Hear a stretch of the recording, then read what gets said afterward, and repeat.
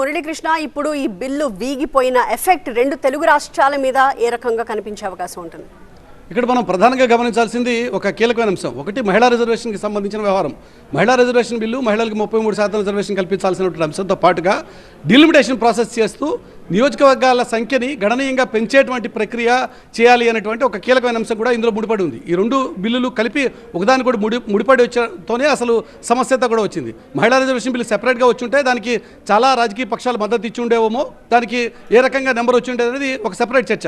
కానీ at the same time డిలిమిటేషన్తో కూడా దీన్ని ముడిపెట్టడం మూలంగా దీని ఒక రాజకీయ ఎత్తుగడలో భాగంగా చేసినటువంటి కార్యక్రమం అని చెప్పి ఈరోజు విపక్షాలన్నీ కూడా ఒకటయ్యాయి, అధికార పార్టీని టార్గెట్ చేశాయి, రాజ్యాంగ సవరణ బిల్లుని ఆమోదం పొందకుండా అడ్డుకున్నాయి. కానీ ఇదే సందర్భంలో రాజకీయంగా ఆలోచించుకుంటే ఇప్పుడు ప్రస్తుతం ఉన్నటువంటి పార్లమెంట్ స్థానాల సంఖ్యని డిలిమిటేషన్ తర్వాత 850 వరకు కూడా పెంచేటువంటి ప్రాసెస్ చేయాలి అనేది భారతీయ జనతా పార్టీ చేసినటువంటి ప్రయత్నం. అందులో భాగంగానే ప్రస్తుతం మనం ఆల్రెడీ చూసాం, ప్రస్తుతం ఉన్నటువంటి పార్లమెంట్ సైజును కూడా గణనీయంగా పెంచుతూ పార్లమెంట్లో దాదాపుగా 850 మంది సభ్యులు వచ్చినప్పటికీ కూడా ఎటువంటి ఇబ్బంది లేకుండా కొత్త పార్లమెంటు భవనాన్ని మనం ఏ రకంగా ఎన్డీఏ ప్రభుత్వం నిర్మించింది అనేది కూడా మనం చూసాం. కాబట్టి ఇక్కడ సీట్ల సంఖ్య విపరీతంగా పెరుగుతుంది. తద్వారా రాజకీయంగా చాలామందికి ఉపాధి లభిస్తుంది, రాజకీయ నాయకులందరికీ కూడా చట్టసభల్లో వెళ్ళేటువంటి ఆస్కారం లభిస్తుంది. And at the same time అటు పార్లమెంట్లో కావచ్చు లేక నియోజకవర్గాల సంఖ్య, అసెంబ్లీల సంఖ్య కూడా పెరిగేటువంటి ఆస్కారం ఉంది. కాబట్టి తెలుగు రాష్ట్రాలు కూడా అక్కడ విపరీతంగా సీట్ల సంఖ్య పెరుగుతుంది. తద్వారా చాలామంది రాజకీయంగా అకామిడేట్ కావచ్చు అని చెప్పి అనుకున్నారు. ముఖ్యంగా మన తెలుగు రాష్ట్రాలు కేవలం తెలుగు రాష్ట్రాలు మాత్రమే కాదు, వాస్తవానికి దక్షిణాది రాష్ట్రాలకు నష్టమని వాదిస్తూ ఉన్నప్పటికీ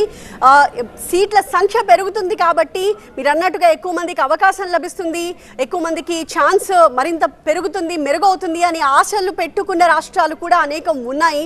ఇప్పుడు వాళ్ళందరి ఆశల మీద కూడా నీళ్లు చల్లినట్టే కదా. ఖచ్చితంగా విషయాన్ని తీసుకుంటే, దక్షిణ భారత రాష్ట్రాల విషయాన్ని తీసుకుంటే మన తెలుగు రాష్ట్రాలకు సంబంధించిన వరకు మాత్రం ఒక ప్రత్యేకమైన పరిస్థితి. ఎందుకంటే గతంలో 42 పార్లమెంట్ స్థానాలు ఉండేవి ఉమ్మడి ఆంధ్రప్రదేశ్లో. కానీ విభజిత ఆంధ్రప్రదేశ్ అంటే ఆంధ్రప్రదేశ్ తెలంగాణ రెండుగా విడిపోయిన తర్వాత ఇక్కడ సీట్ల సంఖ్య పెరుగుతుందని చెప్పి చాలామంది అనుకున్నారు. కానీ ఆ రోజు రాష్ట్ర విభజన బిల్లులో ఈ సీట్ల సంఖ్య పెంపుకు సంబంధించిన అంశాన్ని ఏ రకంగా ప్రస్తావించకుండానే రాష్ట్ర విభజన ప్రాసెస్ని అప్పుడున్నటువంటి యూపీఏ ప్రభుత్వం కంప్లీట్ చేసేసింది. కాబట్టి ఇక్కడ చాలామంది రాజకీయంగా, ఎందుకంటే రెండు తెలుగు రాష్ట్రాలుగా విడిపోయిన తర్వాత రాజకీయంగా చాలామందికి అవకాశాలు వస్తాయని చెప్పి ఎదురు చూసినటువంటి వాళ్ళకి కూడా అవకాశాలు లేకుండా పోయింది. And at the same time రెండు తెలుగు రాష్ట్రాలుగా విడిపోయిన తర్వాత ఆంధ్రప్రదేశ్లో ఒక ప్రత్యేకమైన రాజకీయ వాతావరణం ఉంది.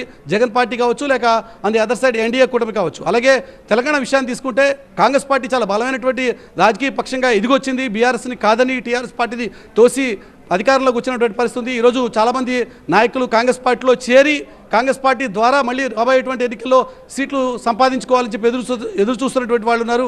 వాళ్ళందరూ కూడా కొత్తగా కనుక డీలిమిటేషన్ ప్రాసెస్ జరిగితే తద్వారా తమకు రాజకీయంగా ఉపాధి లభిస్తుంది, రాజకీయంగా చట్టసభలోకి వెళ్ళేటువంటి ఆస్కారం ఉంటుంది అనుకున్నారు. ఎందుకంటే ఆ రకంగా ఆలోచించుకుంటే మనకు ఉన్నటువంటి ప్రస్తుతం 119 నియోజకవర్గాల సంఖ్య 179 వరకు పెరిగేటువంటి ఆస్కారం ఉంది. ప్రస్తుతం ఈ డీలిమిటేషన్ బిల్ కనుక కంప్లీట్ అయ్యి ఉంటే దాదాపుగా మన తెలంగాణ స్టేట్లో ఉన్నటువంటి అసెంబ్లీ సంఖ్య 179కి పెరిగేటువంటి ఆస్కారం ఉంది. అట్ ద సేమ్ టైం ఆంధ్రప్రదేశ్లో ఉన్నటువంటి 175 స్థానాలు దాదాపుగా 263 స్థానాలకి పెరిగేటువంటి ఆస్కారం ఉంటుంది. అంటే ఉమ్మడి ఆంధ్రప్రదేశ్లో ఉన్నటువంటి 249 కంటే కూడా పెరిగేటువంటి ఆస్కారం ఉంది. ఆ రకంగా 263 అసెంబ్లీ స్థానాలు అయ్యేటువంటి పరిస్థితి ఉండేది. At the same time parliament సీట్ల సంఖ్య కూడా ప్రస్తుతం ఉన్నటువంటి 17, 26 అయ్యేది తెలంగాణలో, అలాగే ఆంధ్రప్రదేశ్లో 25, 37 అయ్యేది. కానీ అవేవి కూడా అవ్వకుండా పోయాయి. కాబట్టి రాజకీయ నాయకులు కూడా ఇది ఒక రకంగా కొంత నిరాశపూరితమైనటువంటి వ్యవహారం అని చెప్పి అనుకోవచ్చు. రైట్.